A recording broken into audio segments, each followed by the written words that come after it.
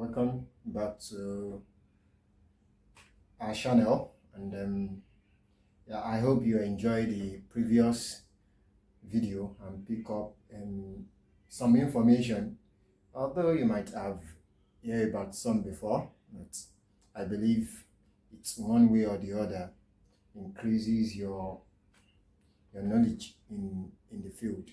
So welcome back. Today we will check on other aspects, because I said this will be in series, and before I get back to work, let me just quickly make a very short one and drop it for you guys so that you can also keep on the tab, like get back to work. In the last video we talked about criteria in selecting your school, and if I could recollect, we talked about using your profile and the profile of the school, matching it together, checking the research opportunity in the institution if it fits in your research interest, checking the funding criteria to see if you could, to check your chances, to see if that favors you or not. And finally, then the least important is the region. Sometimes it is actually important for some people, while it is least important for different individuals. Today we'll talk about preparing towards it. Like preparing, you've made the list of schools. I believe you must have gathered some list of schools, maybe in Canada, in US, in Australia, in UAE, in UK. You must have checked on their research interests, the research opportunity that is there, match with your research interests, and at the same time you must have checked what type of scholarship do they offer. Like the funding, is the funding graduate assistantship? Is the funding a conventional scholarship, just like in the UK? You look at, okay, in the UK now you'll be talking about Commonwealth shared, the Chevening scholarship. In the Europe you'll be talking about the Erasmus Mundus scholarship, and I believe you could have done a lot about that. Now, in order to have other successful application, in order to have such application to be successful, not to jeopardize your efforts in making the list of schools, in order to apply in a manner that would be organized, one thing you need to know is that you need to start preparing your requirements. During the time you are checking the school profile, you are checking the research, you are checking this, you are checking that, you must have stumbled over the requirements of the institution. You must have known the institution that requires you to take some standardized tests. You must have known some that eventually waive it for you. You must have known some that they did not even require it at all. This is, I think, some people also use this criteria to select their school. Some people will say, I cannot write any standardized test. Well, maybe due to some reasons best known to them. They'll say, I'm not fitting to write any standardized test, so I think I need to screen out some of my institution I'll be applying to. People get funding, people get into graduate school without any of the standardized tests. But you have to do a lot of assignments. That is one thing you need to know. You have to do the assignments. You should be ready to do any assignments that is needed by you to be done. So you need to gather the requirements. The requirements we are talking about is something you must have been hearing. We talk about my academic transcripts, my certificates, my this, my that, my recommendation, my standardized test, my statement of purpose or personal statements as it may apply. All these things you need to start working towards them, because some of us, we used to think that you could wake up early in the morning one day and say that, today I want to start applying for scholarship. I will tell you that so actually, before you could have such thinking, you must have be in the know. Like you must have been working haphazardly. Like you must have been working continuously on yourself. You must have been saying, wow, this is what I've been developing myself for. This is what I want to do. This is what I want for myself. So now you can start preparing your application. You already identified the school, you know their requirements. Now, how do you prepare your application? One way to prepare your application is having a catalog to make it easier for you. Have a catalog for them. Don't just apply to a school, submit, like you started an application, you don't have you don't have it written somewhere. Like I remember one of my mentor, there was a day I contacted her for recommendation, and she told me, how do I follow up? Like, how do I follow up with all these things? And I was like, I have an Excel sheet that I created whenever I'm submitting an application, whenever I'm having an intention to apply to an institution. I create an Excel sheet with the name of the institution, the program I'll be applying for, either PhD or MSc, the scholarship I want them to consider me for. And one important thing I used to take note is my username and password. I used to because this institution have their own criteria for password.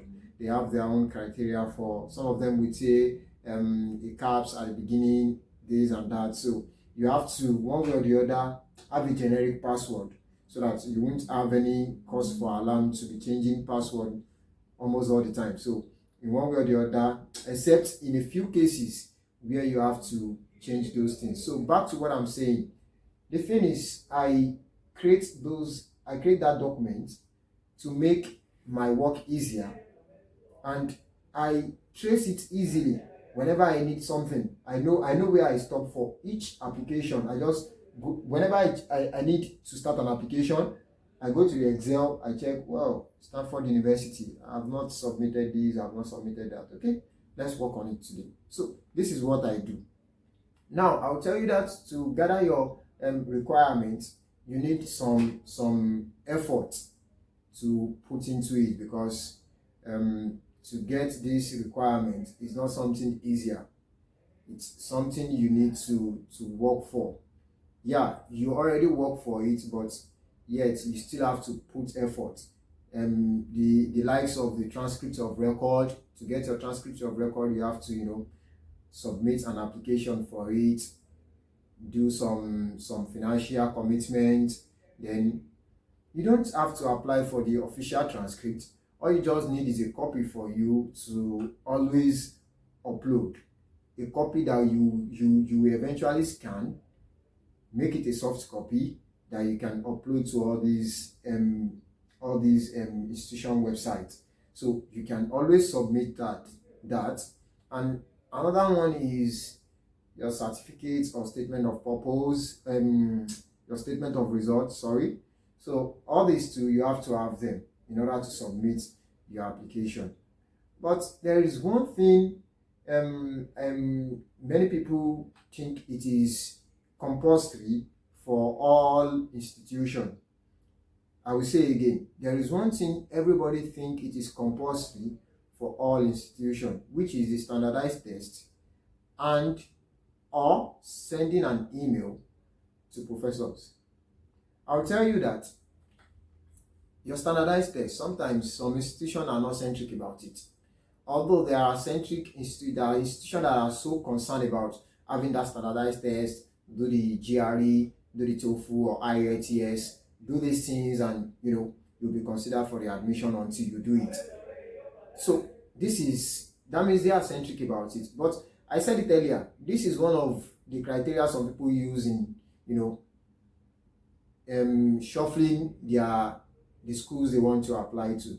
So if you want to apply to the Europe, like you want to apply to Europe, you don't need to start making efforts to write the GRE. Just check on the school, see if the school is requiring such. This is, and most common scholarship in Europe for MSc is Erasmus Mundus. So except some advertised position that, or going to the school website, and bring the information you need. This is one thing you need to put into work too. Going to institution websites, bringing what you want out of that website. Because if you are waiting for an advertisement, the advertisement might not come. I remember submitting an application to the University of Alabama, and I submitted that application because I visited the school website, I visited the department website, I started reading through the professor's profile to check on their research, and all of a sudden I stumbled over this professor's research interest, and is advertising within the department website that is requiring a graduate student who will be interested in working on so. I see it as an opportunity for myself because I've come down to the department website. It is not on any social media platform. He did not advertise it outside. He only advertised it in-house. And I pick up the message. I sent her a mail. She replied. We had an interview. We did all those things. But eventually, here I am today. I'm not at University of Alabama, but here I am today. What I'm trying to say is, go down to the university website, the department website. Bring out those information you need for yourself. Don't wait till someone uploads something that you could pick up. Be proactive. This is what I'm trying to say. Be proactive. Now, after you must have checked on the department's requirements, okay, this is needing GRE, this is needing TOEFL, this is needing me to submit 3 recommendation letters, this is needing me to talk about, myself, submit a statement of purpose, submit a personal statement or letter of intent or motivational letter as it may apply. You now have to start working. You have to start working just immediately. One thing you need to put at first is, one, get your transcript. It's very, very important. No matter the scholarship you are applying to, you'll be needing a transcript. Irrespective, whether you are sending a mail to a professor, whether your transcript is very, very, very important. Very, very. When I say very, very, it is very, very crucial to even when the admission committee want to review your application, they go in depth into your transcripts. I remember doing an interview with an institution, and they went ahead scrutinizing my transcript, asking me, why do you have these in so exam? Like I was just so it was so how could I put it? It met me by shock, but I think the best answer I could give them is telling the truth, which I did. Said, why do I have this grade? And I told them, maybe due to group work or large number of classes, these affected the students and all. So this is how deep they go into your transcript, for you to know that your transcript is as important as to them as anything. Because if you submit, fine, you submit your certificate is carrying a first class. But what is explaining that thing explicitly is your transcript. Maybe they are interested in a particular course where, probably you want to do something in nanotechnology, and you must have taken something of material selection or nanomaterials or artificial something, and probably in that course you are having a lower grade. They'll be like, this person wants to do something in nano and you are not doing well in materials. How is that correlating? Yeah, you have a first class, but are you having that? So you should know that your transcript is as important as anything. The second thing is your statement of purpose. You must, or your statement of result or your certificate, which is also important. You have to get, because this is an evidence that you've completed a certain degree that could put you in the frontier of knowledge of what you want to apply for. So that is the second one.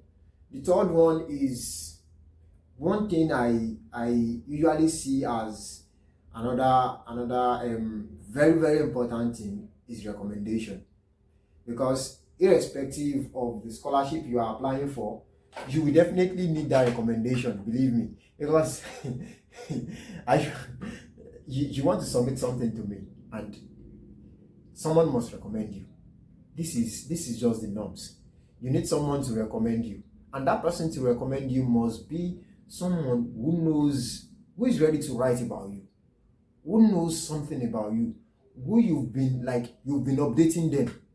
That is one of the mistakes some of us made. Like, we are applying for scholarship, but we never talk to our recommenders what we are aspiring for, what we've been doing, what was our achievement. We've not been discussing this with them, and this is one of should I say one thing a recommender should always put, because you should know that what your recommender is discussing in his or her recommendation letter should tally or should kind of support what you've put in your statement of purpose.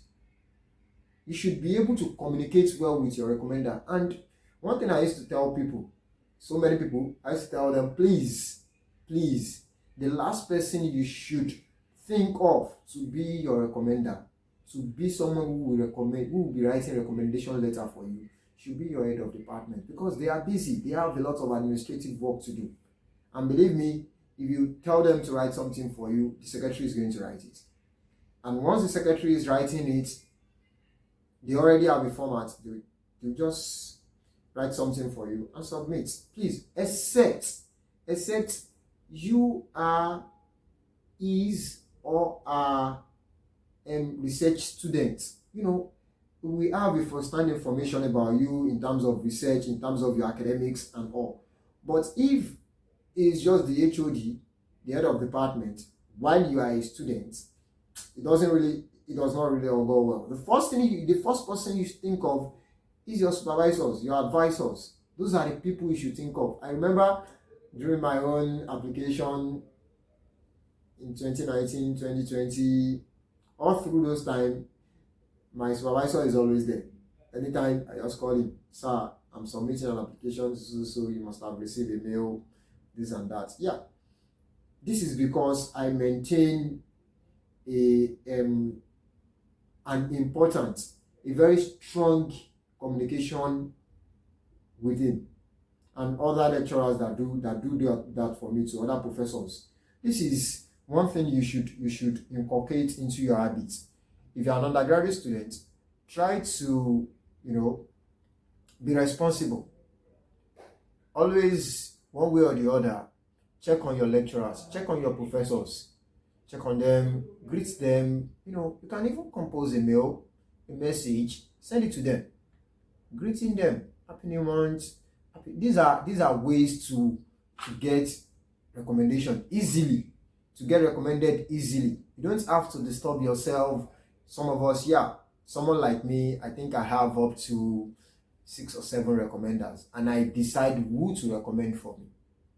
I have up to 6 or 7 recommenders, and I decide, I think I've used this person in my last application, then I should consider using another person. But one thing I always make sure of is that if I had applied for 1,000 application, my research supervisor, my research advisor must have, if I applied for 1,000 application, he filled all the recommendation, all, because he's the first person who has the first-hand information about my research experience, my academics experience, almost everything about me, even my social life, because you spend some time with him or her, and you must have tried to see what is your intelligence quotient. And I think this is very, very important in choosing your recommendation. It's choosing who recommends for you.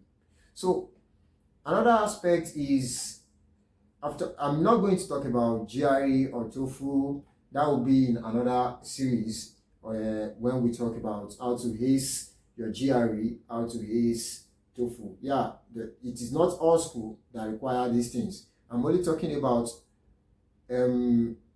requirements that seems to be generic for all applications. that seems to be generic for all application. And the last one, but not the least, is your statement of purpose, or your letter of intent, or your motivation letter, or personal statement, as it may apply, because they call it different name, and there is some kind of difference between these things. But one thing you should understand is, while writing your statement of purpose, I have come to realize that you can't write a single statement of purpose. You can't write a perfect statement of purpose in 10 sitting. Not to talk of one sitting. In 10 sitting, I mean. Like, some of us think once we start, pick our pen, pick our paper, we start writing, blah, blah, blah, blah, blah. And the first writing, some of us just make the first draft and we think we've written the best statement of purpose. I think the first statement of purpose I wrote then, it was the one I submitted for Sustainable and Innovative Natural Resources Management, CRM, Erasmus.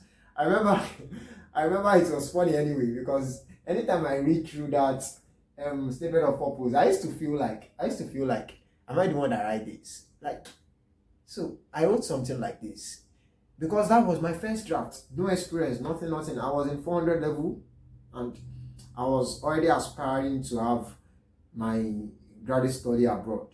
So I started pushing, just for me to submit the application. Just having that experience. It is not a matter of winning it at that time, but I want to have the experience. I've been in a scholarship group since I was in 200 level, and I see a lot of link. I couldn't apply. I would just be watching, listen to different lectures, follow them closely. And while I was in 400 level, I just saw that you can apply for Erasmus when you are in 400. In my mind, I know I'm not applying to win, but I'm applying to see how the process actually go. I use it as a test run to see if I can withstand anything from it. And I was able to submit the application, even in 400 level. I was able to submit it. But anytime I go through my statement of purpose, I used to laugh. Like, see my first draft. This is out of it. It is even a motivation letter, and the way I wrote it with a raw idea as it come. Sometimes we sit down, we take our pen, we start writing. These are raw ideas. These raw ideas can be improved. And it was then I realized that, wow, so my raw ideas can actually be improved. I remember after graduation, when I need to write my statement of purpose again, I sat down, I pick up the pen. I don't go to the system directly. I pick up the pen, I pick up the paper, I start writing some things down. Like, okay, this, just like a punchline. After that, I pick up some couples of paper again. I start bringing out those thoughts as it comes. I put it down, and after writing, I typed it, and it was about 5 pages. I think so. And it is from these 5 pages I started streaming. I did not edit the 5 page. I copied the 5 page into another Word document. I started streamlining some. I look at some important sentences, some that are not so important. I remove them. I put these, and those are the ways I bring it down to, I think, 3 pages. After about 7 or 8 edit, review by myself, I bring it down to 3 pages, and eventually I send it out. I send it to this person. After he completes his review, I remember then I was serving in footer. I sent it to one of the professors there. He helped me in reviewing, an international person actually. He helped me in reviewing, he sent back to me. I sent it to another. That one review to. These are people in my field who understand what I want to do. They understand it better than I do. So they help me to check the review, they send it back to me. After I've sent to numbers of people, and I've sent it to people who are well grounded in terms of grammar. Okay, check the grammar for me, please. And they did. After doing that, and now anytime I want to write a statement of purpose, I find it easy to now write several statements of purpose. And one of the mistakes many of us will still make is submitting one statement of purpose to all applications. Submitting one statement of purpose, like you make a generic statement of purpose or personal statement, you started using it to apply, you submit to the US, you submit to Europe, you submit to Canada, you submit to UAE, you submit to Australia and all. This is wrong. You have to tailor your statement of purpose, your personal statement, to suit, make it befitting to the program you want to apply to, make it befitting to that institution. Let's say, for example, you want to apply to Erasmus, and you are bringing your statement of purpose from, maybe your personal statement from UK, you are bringing it to Erasmus. This won't work. Sometimes you might be lucky. Maybe people you are applying together aren't well competitive. But believe me, you have to make sure that you tailor the statement of purpose or personal statement to the application you are submitting to suit the program. If the program is talking about let's say operating system, and you are submitting a personal statement which does not even talk about operating system. Let's say you are applying for a program which is talking about paleo reconstruction, and let's say like Pangea is an Erasmus program. Pangea, you are applying for that, which is most like paleontology, anthropology, geoheritage, and all these things. That's what you are applying for, and you are submitting a personal statement which is talking about mineral exploration. That is out of it, because your personal statement, your statement of purpose should suit the program. Visit the website of the school, visit the website of the program, bring out courses, bring out their circles of courses they want to be doing. How those courses is going to bring you to the frontier of knowledge of what you want to do. That is your specialization. Like, what you want to do is your specialization. Now, bring those things together, make it one. This is what I'm trying to say. But many of us still go ahead to make that silly mistake, submitting one statement of purpose or personal statement for all your application. Well, you might be lucky. You might be lucky. Why I say you might be lucky is maybe the application you are submitting first will be considering you, maybe because you write it solely for them, and that you are just bringing it.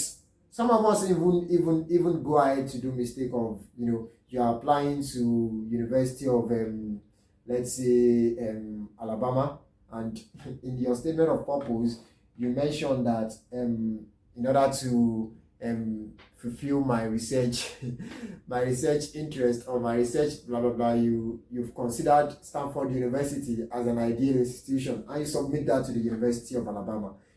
This is one of the mistake. This is one of the big mistakes we make, and we need to one, write a raw data, put the raw data down. After putting the raw data down, put it in your system, start reviewing yourself.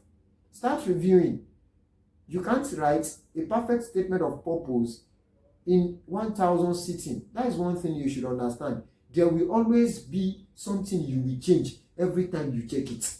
There will always be something you will add every time you check it. There will always be something you will consider useless anytime you check it. And there will always be a way you rearrange them every time you check it. And this is what they call reviewing. After you must have done that, send it out, send it to people, send it to different people, let them review for you. And by God's grace, in the subsequent video, we'll talk about how to write a statement of purpose, what your statement of purpose entails, what you should put there, and we will also look at your recommendation, like what your recommenders should write about you, what they should write about you. Many of us will just think choosing, I said earlier, don't just choose recommenders. Choose that person that is going to write about you, that is willing to write about you, that is willing to write about you. And finally, I hope you learned something from this short video of mine. And don't forget to drop your question in the comment section. Subscribe to the video, subscribe to the channel actually, and please invite your friends to also benefit from this. Let me just take the recap of what I said earlier. In order to submit those applications, I look at some generic requirements that is common to all, which is your transcript of record and statement of results or certificates. You have to get them ready. This third one is your recommendation. You have to start planning. If you have graduated and you do not have good communication with your professors, you need to find a way to bring one out. Be intentional. Like, send a message to them. Sunday, happy Sunday. New Year, happy New Year. New month, happy new month. Friday, have a nice weekend. All those things you are investing for a day you will be needing them. I remember calling one of my prof back then. Hello sir, I need a recommendation letter. And because I used to send all these things, I used to.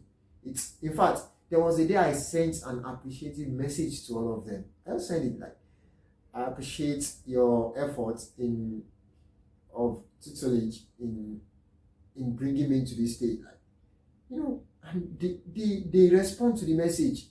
And when I called, this prof was just like, oh, Ajagun, don't worry, just call me in the night. Once you call me in the night, I'm going to feel it. That calling in the night is just for me to remind him.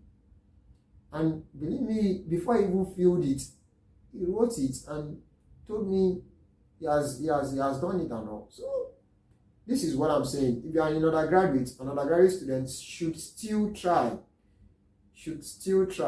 to have a good rapport, have a nice one, an healthy one with your professors. It is very, very, very important. Very, very important. And finally, for the recap, it is your statement of purpose. Don't submit a generic statement of purpose or personal statement to all application. It ruins stuff. It ruins effort.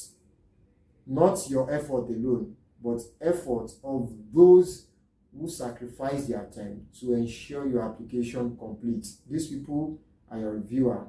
These people are your recommenders, even your own time. Please, I hope you learned something from this video, and I wish you success in your applications. Thank you.